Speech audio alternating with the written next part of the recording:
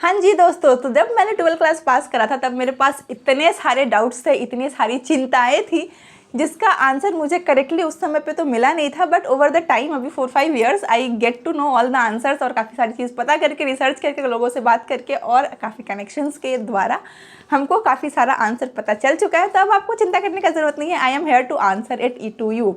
तो पहला क्वेश्चन जो कि जिसके हम काफ़ी ज़्यादा घबरा गए थे, और अभी आप लोग भी कमेंट में मुझसे बहुत बारी पूछते हो कि कहीं कॉलेज के एग्ज़ाम के संग हम लोग का CS और CMA के एग्ज़ाम क्लैश तो नहीं कर जाएंगे। अगर क्लैश कर गए तो हम कौन सा एग्ज़ाम देंगे, उसका एग्ज़ाम देंगे या फिर कॉलेज का एग्ज़ाम देंगे। उसके अलावा हमारे जो कॉलेज के इंटरनल्स एग्ज़ाम होते हैं, कहीं उसके संग हमारा वो एग्ज़ाम तो क्लैश नहीं कर जाएगा। उसके बाद एक बहुत ही ज़्यादा हॉट टॉपिक जिसके बारे में आप लोग पूछ के काफ़ी परेशान हो गए हो कि मान लो अगर हम CS या CMA नहीं करें, नॉर्मल BCom ऑनर्स करके रखें या फिर नॉर्मली ग्रेजुएशन करते हैं, तो क्या फिर हमको कोई जॉब मिल सकता है? क्या हम कोई अच्छी सैलरी एक्सपेक्ट कर सकते हैं? So here I am to answer all your doubts and queries through my knowledge that I have gained and बहुत सारी अलग सी चीज़ें। So let's start the video now.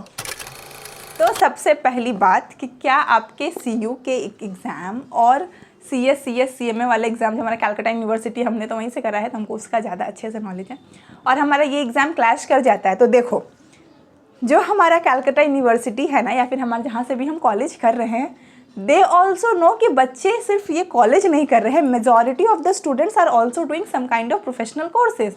तो उन लोग इसी हिसाब से एग्ज़ाम कंडक्ट कराते हैं कि वो एग्ज़ाम और ये एग्ज़ाम आप दोनों सही से दे पाओ। हम जब से कर रहे हैं, मेरा एग्ज़ाम तो क्लैश नहीं करा था, और अभी भी मेरी बहन कर रही है, उसके भी एग्ज़ाम क्लैश नहीं करते। मेरे काफ़ी सारे दोस्त कर रहे हैं जो मेरे से पहले कुछ सीनियर्स हैं या फिर कुछ जूनियर्स हैं, उनका भी एग्ज़ाम कैलकाटा यूनिवर्सिटी के संग तो क्लैश नहीं करता यूजुअली, क्योंकि हम लोग उसी तरीके से पैटर्न सेट करते हैं ताकि क्लैश ना करें और आप लोग कन्वीनियंटली अपना एग्ज़ाम को दे सकें। But the important part is कि जो हमारे कॉलेज के इंटरनल्स एग्ज़ाम है ना, वो मैक्सिमम टाइम क्लैश कर जाते हैं हमारे CS और CMA एग्ज़ाम के संग। तो इसके लिए हम क्या करेंगे? छोड़ देंगे? नहीं, आप क्या कर सकते हो, आप अपने HOD से जाके बात करना कि मेरा एग्ज़ाम है और हम इसके लिए क्या करें, यहाँ पे एग्ज़ाम दें या न, मतलब एग्ज़ाम नहीं देने का ऑप्शन मत देना कि हमको एग्ज़ाम वो देना है, इंपॉर्टेंट है। तो आप थोड़ा सा डेट को थोड़ा सा, एक दिन का तो बस 1 या 2 दिन का हार्डली एग्ज़ाम रहता है, इंटरनल का 10-10 नंबर का रहता है शायद। तो आपको बस उससे थोड़ा सा बात करना है अपने टीचर से जाके, वो आई होप कि वो ठीक उसको मतलब चेंज कर देंगे। लाइक हम लोग का जब हुआ था तो काफ़ी लोग CA वालों का एग्ज़ाम क्लैश कर रहा था, तो वो लोग काफ़ी रिक्वेस्ट किए थे मैम को, तो फिर मैम ने डेट चेंज कर दिया था। इसी तरीके से आप भी अपना डेट चेंज करवा सकते हो मैम से बात करके। और अगर पॉसिबल नहीं हो तो आपको देखो टाइमिंग का भी रहता है, बहुत सारे स्कोप रहते हैं। आप एकदम ऐसे दिल हार के बैठ मत जाना, थोड़ा सा कामली पेशेंटली उसको डील करना और पैनिक मत करना। देखो क्या हो सकता है, टाइमिंग भी डिफर करता है। मान लो आपका एग्जाम का टाइमिंग कभी 10 बजे से रहता है, कभी 2 बजे से रहता है, दोनों टर्म की अलग अलग टाइमिंग है। और आपके कॉलेज का भी टाइमिंग तो सेम नहीं रहेगा, वो भी तो डिफर करेगा ही। और इंटरनल के एग्जाम भी कभी दिन में होते हैं, कभी मॉर्निंग में होते हैं। ऑल्सो डिपेंड अपन कि आपका कॉलेज मॉर्निंग है, इवनिंग है, डे है। तो ये चीज़ें से थोड़ा सा मतलब बचने का चांसेस है। बट अगर क्लैश कर ही जा रहा है तो आप एक बार बात कर लेना। उसके अलावा एक इम्पॉर्टेंट टिप्स जो हम आपको देना चाहेंगे कि जब भी आप एग्ज़ाम का फॉर्म भरना ना, तो वो वाले एरिया में भरना जहाँ पे आपका कॉलेज है, ताकि जब आप मान लो अगर सेम टाइम पे भी पड़ जाता है तब अपने कॉलेज में बात करके थोड़ा सा टाइम थोड़ा सा पहले दे करके आप निकल सकते हो बात करके। और अगर वो आपके पास में रहेगा कॉलेज के एरिया में विदिन 1-2 किलोमीटर, तो आप वहाँ से फटाफट वहाँ पे पहुँचने का थोड़ा आपके पास साधन इजीली रहेगा कि आप इजीली पहुँच पाओगे, रादर देन कि आपने एकदम 2 अलग अलग नॉर्थ पोल साउथ पोल में कर दिए, फिर आपको जाने में ही पूरा टाइम चला जाएगा। तो थोड़ा सा टाइम मैनेजमेंट भी आपको यहाँ पे करना पड़ेगा, अपने बुद्धि का यूज़ करके और सिचुएशन के हिसाब से। और सारे बच्चे तो कर ही रहे ना, तो कर ही लोगे, ऐसा थोड़ी है कि हमेशा ऐसे क्लास हो जाता है मैनेज, तभी तो सारे बच्चे कर रहे हैं, बताओ।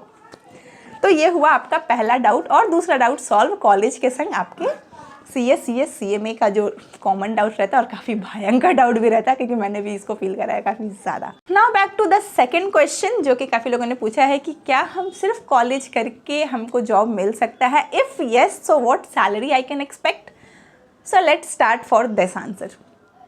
तो ऑफ कोर्स जॉब तो मिल ही सकता है, आप बिना कॉलेज किए भी जॉब कर सकते हो, क्योंकि there are so much opportunities. बस हमें पता नहीं है, हमें नॉलेज नहीं है कि कहाँ पे काम है, कहाँ पे नहीं है, क्या स्किल्स हमको अक्वायर करने की ज़रूरत है। तो बस थोड़ा सा रिसर्च और थोड़ा सा मेहनत करना पड़ेगा, तो ये चीज़ आपको पता चल जाएंगी। तो आप कॉलेज करके बिल्कुल कर सकते हो। देखो मान लो काफ़ी सारे लोग हैं जो अफोर्ड नहीं कर पाते वो कोर्सेज़ करना, क्योंकि ऑफकोर्स वी ऑल नो काफ़ी ये थोड़ा सा एक्सपेंसिव तो है। हमारा जो CS और CMA का कोर्स है ये एक्सपेंसिव है, ऐसा भी नहीं कि एकदम ईजिली अफोर्डेबल है। तो अगर आप नहीं कर पा रहे हो किसी भी रीज़न से, या फिर आप करना नहीं चाहते एनी रीज़न, तो आप डायरेक्ट कॉलेज कंप्लीट करके, बहुत सारे कॉलेजेस में क्या होता है कैंपस प्लेसमेंट होते हैं, तो अगर आपके कॉलेज में कैंपस प्लेसमेंट है तो आप प्लीज़ जाइए, और वहाँ पे जब आपका आएगा कैंपस प्लेसमेंट तो आप उसमें जाइएगा, सारे इंटरव्यूज़ को कोशिश करिएगा कि क्लियर कर ले। अगर आपका वहाँ से हो जाता है फिर तो बल्ले बल्ले आपका वहाँ से ही सेट हो गया, जो अच्छी अच्छी कंपनियाँ आती हैं वहाँ पर हो जाएगा।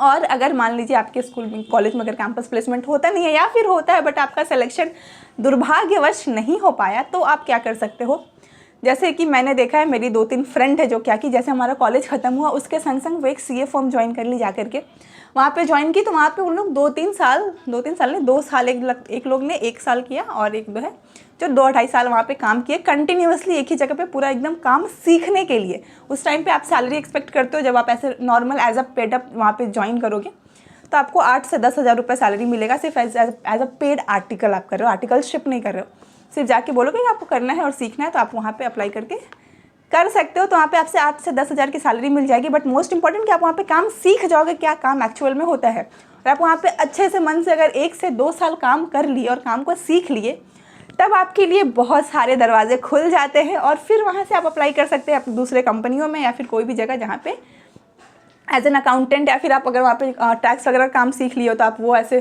क्लाइंट इकट्ठा करके आप खुद टैक्स फाइल कर सकते हो। तो ऐसे बहुत सारे अपॉर्चुनिटीज़ हैं, तो आप एक बार उस फील्ड में एंटर करोगे तो आपको वो नॉलेज ऑटोमेटिकली गेन हो जाएगा, थोड़ा सा रिसर्च करके, और थोड़ा सा आपको इंटरेस्ट दिखाना पड़ेगा उस काम के लिए। क्योंकि कैसे हमको ये पता है, मेरी एक फ्रेंड है, उसने 1 साल तक करा था एक CA फर्म में काम, उसके बाद से कोई स्टार्टअप कंपनी थी, वहाँ पे उसने अकाउंटेंट के लिए अप्लाई कर दिया, वो एक कंपनी जब स्टार्ट हुई थी, और उसका सैलरी वो मतलब कॉन्ट्रैक्ट बेसिस पे, आई थिंक 4 या 5 ईयर्स का, बट एक्सपीरियंस तो देखो भयंकर का मिलने वाला है। उसके बाद फिर और ज़्यादा अपॉर्चुनिटीज़ आगे तो मिलेंगी। तो उसकी सैलरी थी 25 और 30,000 के अराउंड, अभी मेरे को एक्जैक्टली याद नहीं आ रहा है, ऐसा कुछ सैलरी था, बट 25 और 30 दोनों में से कोई एक फिक्स्ड अमाउंट है। ये मेरी फ्रेंड का कहानी था। और एक मेरी दीदी है, वो मतलब थोड़ी सी दूर की रिश्तेदार टाइप की, तो उन्होंने क्या करा था, उन्होंने एक आर्टिकल, जैसे वो भी BCom करने के बाद एक ऑडिट फर्म था वो ज्वाइन की थी काम करने के लिए, तो वहाँ पे वो काम करती थी, 2-2.5 साल उन्होंने किया। उसके बाद से वो और दूसरे जगह अप्लाई करते रहे, क्योंकि अब काम सीख गए तो आप अप्लाई तो कर सकते हो बहुत सारी जगह जहाँ पे भी आपको करना है।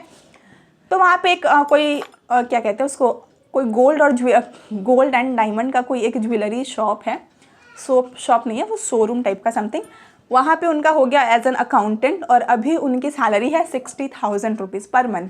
इनफैक्ट वो जो है मतलब उनके जो बॉस है, उनके एक और कहीं दूसरा जगह खुलने वाला था, आई थिंक दार्जिलिंग साइड में एक खुला था उनका, तो कह रहे थे तुम वीकली जा करके वहाँ पे भी जाओ, वहाँ से भी वो ऑडिट करके आओ और सारा वो अकाउंट्स मैनेज करके आओ, तुमको उसकी भी सैलरी दे दी जाएगी, आने जाने का खर्चा मिल जाएगा तुमको, लेकिन हर हफ्ते जाना पड़ेगा वीकेंड्स में। तो फिलहाल तो वो काम पॉज है, but later on she is saying कि वो उनको ही मिलेगा, और उनकी सैलरी लगभग 80-90,000 हो जाएगी।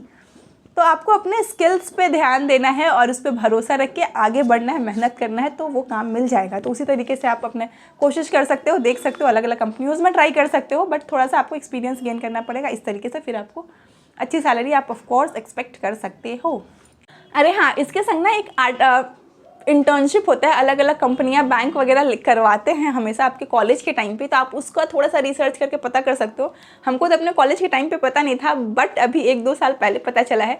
तो आप जब वो करो तो उसके संग आप थोड़ा सा अपडेटेड रहो, और वहाँ से वो पता कर लेना और कर लेना। जैसे मान लो इफ़ आई टेल यू, एक यूट्यूबर है सुगंधा शर्मा नाम की, आप उनके चैनल को सब्सक्राइब कर लो, या फिर हम कोई स्पॉन्सर नहीं कर रहे हैं, अब जाके वहाँ पे देखना, वो ऐसे पोस्ट करती है। उसके अलावा बहुत सारे ऐसे चैनल्स हैं जो मेरे को तो ऐसे रिकमेंडेशंस में आते रहते थे उस टाइम पे जब हम बहुत सर्च करते थे।